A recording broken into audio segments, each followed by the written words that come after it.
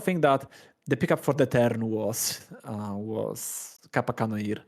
So there is a chance that Oh, yeah. Okay. Looks like we are just going to cycle and draw a card here then off the spell bomb there. So that kind of helps us out a little bit more. And you guys can see the skateboard up on the screen here as well. That ability to be able to give something haste and tap some stuff. Looks like we'll just replay the spell bomb. I mean, I don't mind that sort of like slight progression here. We still have that metallic rebuke that you mentioned.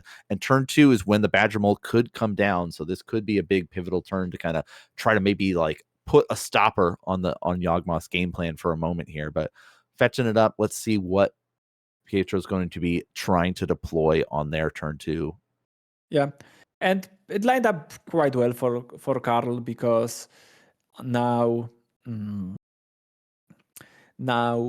they can use the Metallic Rebuke to counter more or less any 2-mana play that's at least reasonably impactful, and then use their turn 3 to cast Kappa Cannoneer.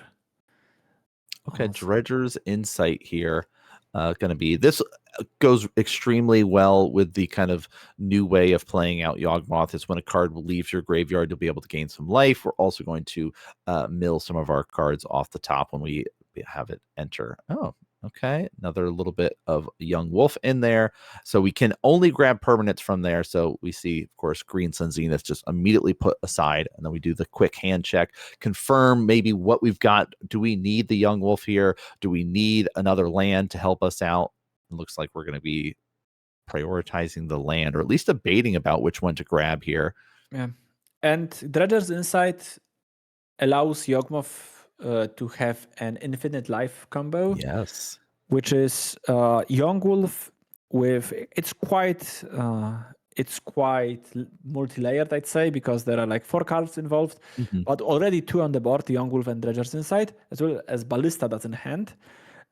And the missing piece, the missing piece is Agatha's Soul Cauldron. So if you have Soul Cauldron and Ballista underneath it, you can just put a counter on Young Wolf and then repeatedly make it ping itself. It dies, comes back with a counter. You do that again and again and again, and on every single iteration, you gain 1 life. So that is something that I don't think Affinity can beat. Infinite life. Yeah, I don't think they have a tool in this list. There's no one of Inkmoth Nexus in the list or anything like that. But we did continue up with this like plan of pop the Aether spell bomb, but we now looks like have a Mishra's Bauble that we could start doing that with. And like you mentioned before, Kappa Cannoneers have been picked up here. Let's start cycling through these Mox Opals. And there's the first Kappa Cannoneer to resolve. So this is now that kind of moment of like, all right, Pietro's got to find a way to start maybe getting something together here. Looking like you mentioned, does have some tools to help him toward that infinite life, but not all of them are available yet. And we do see kind of a setup turn here. We're fine if the Walking Ballista is in the graveyard because of things like Agatha's Soul Cauldron. So we're going to grab a second Dredger's Insight here. So close. If that was Soul Cauldron, then Pietro would have infinite life, because the Eldrazi spawn makes 1 mana, and then there's a land in Pietro's hand, so that's already enough mana to cast Soul Cauldron, play Ballista for 0, and yeah, that would be infinite life. But unfortunately for Pietro, the Rumble did not yield a Soul Cauldron. All right. So the scary part right now is that Kappa Cannoneer can become unblockable when we are playing more artifacts. So like the setup here is still, we're still working towards our next progression here. We're still setting it up. We have to assume the Kappa Cannoneer is getting in for the price or for free, especially because Emery will be able to bring back one of our 0-cost artifacts from the graveyard, and we can be able to start cycling those Mox Opals. But looks like let's just set up here. Dredger's Insight, number 2. Yawgmoth revealed Badger Mole, as well as 2 lands. So a lot of options available to be able to grab here.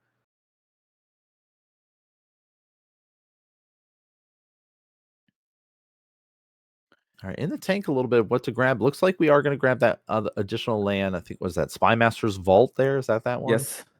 And this allows for the infinite life combo to convert into not quite infinite damage, but a lot of damage, because it's basically the amount of damage equal to the number of non-land cards left in your deck, because you can just connive for however many non-land cards you have left. You just connive 50 or 40 or something. You discard all the non-land cards. Your Young Wolf is suddenly like 30-30 and just pings down with Ballista.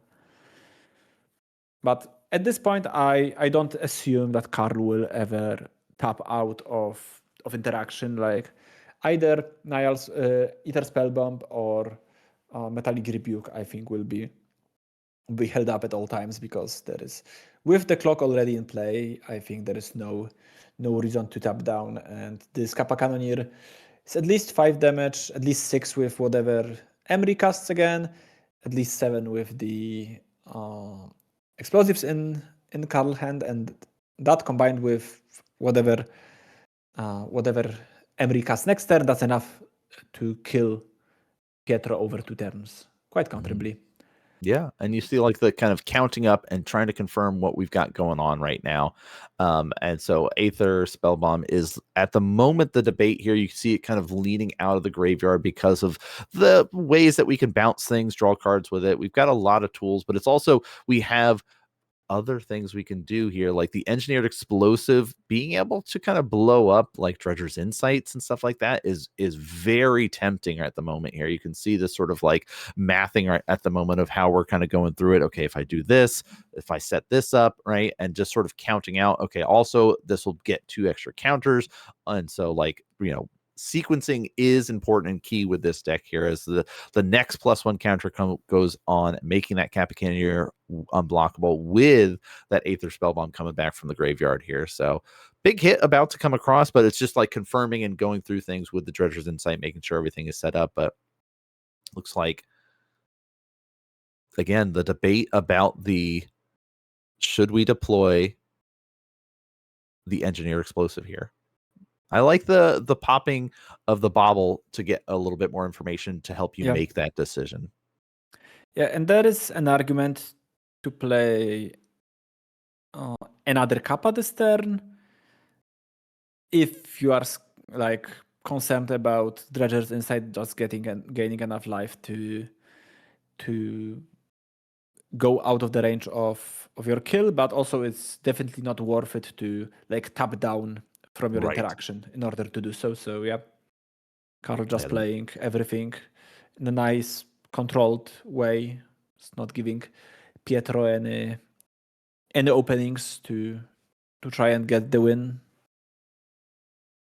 Yeah, the Metallic Rebuke waiting in hand here. So it's kind of the okay, let's see what you try to do. Let's see what sort of way you're going to try to make something happen here.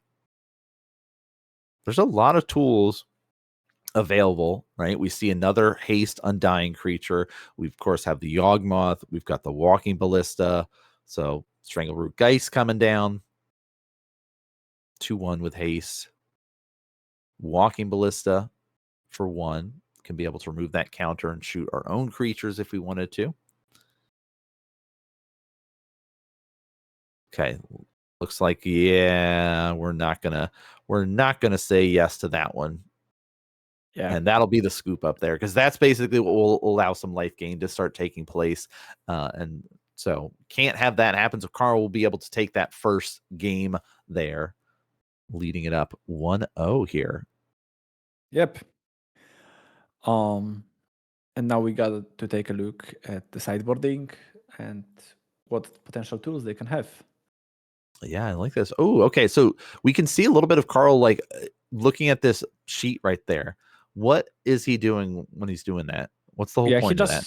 He just has sideboard plans already prepared for different matchups, and that's a fairly common tool for competitive players to use. I do think that they are especially useful if you are somewhat new to the deck, so you have a nice building block to base your plans off of, but also I wouldn't stick to them religiously. They are more of a guideline rather than like cold hard truths about how you should or should not sense. progress through sideboarding. And I do know that like it's very up to players. Like some of my friends use those a good deal, and they are usually like them doing their own plans beforehand the tournament, and then just having something to refresh their memory. Or some of them elect to not use those like pre-prepared sideboard plans, even by them, not like from somebody else, just because they want to stay flexible in sideboarding and don't get like sidelined into something that they thought about prior to the tournament. I personally like to have it just to just save my mental energy before the tournament, between the games. But I do tend to deviate from those plans that I have prepared fairly often, especially in open deck lists where you can just like see everything that's in your opponent's sideboard. So for example, back when we were casting Storm, we mentioned like disenchant against Storm Hate. So if you see your opponent not having any Storm Hate, you won't have disenchant for the hate, stuff like that. But in the match that we are currently covering, so Force of Vigor, definitely a first card that comes to my mind when trying to beat Affinity in this sideboard. The card that is absent from Pietro's sideboard that I think often shows up is Culling Ritual, which you also saw in, I think, the Living End deck in the sideboard. Yep. Other than that, Outland Liberator is also a nice tool to have a tetherable disenchant. And Vexing Bubble is an interesting one. It's a card that varies in power tremendously between the games, because if you're on the play, you can play it before your opponent gets to play all their 0 mana cards, and then it can be very potent. Sometimes you're on the draw, they will just pass all their zeros on one, and you are sitting there with a Vexing Bubble that doesn't do all that much. Do what you want. Yeah. So with Pietro being on the play, I would expect Vexing Bubble to show up.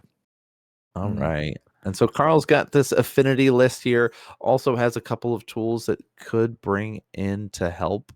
I mean, we've talked about like ways to interact with things, like stopping our opponent from being able to cast their stuff is definitely one way to go about it. Like we see at least a Grafdigger's Cage that could be helpful in the board here. But what are you seeing, and what do you think would be most helpful against this Yawgmoth list? Yeah, I think Cage is probably getting in there as like a continuous way to fetch off of Saga to shut down your opponent, compared to like Tormod Script, which is more of a one-shot card. I can see Galvanic Blast and Whip Flare getting a look at both of them.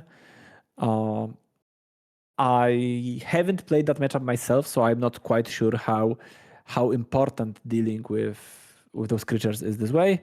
But I would expect some extra removal spell probably. Whip Flare seems, I feel like the Whip Flare would make, like, I could see that, especially against some of the like the Badger Mole stuff. If they start really accelerating out and maybe try to like reset them that way, that would make sense. Oh, you mentioned it. The Bobble on turn 1 is real. Yeah. That could, definitely hamper Carl quite a bit here, depending on how their hand is set up, for sure. I think there are 3 0 mana spells in Carl's hand. Oh, dang. There's definitely Explosives, Tormod Script, and I think there's another Tormod Script with a different art. Wow. Or a Mishra's Bubble, maybe. Yeah. And we see Whip Flare drawn for the turn for Carl. So both players kind of showing us a little bit of the sideboard options that they got. Engineer for one. That works. So talk to us a little bit about that. Like, we've got this kind of sunburst mechanic here, letting us be able to pump some mana into Engineer Explosive. So what does that actually do for us here?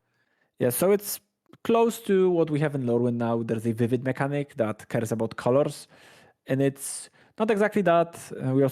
We had many different versions of the mechanic over the years. We had Sunburst, then we had Converge in Battle for Zendikar.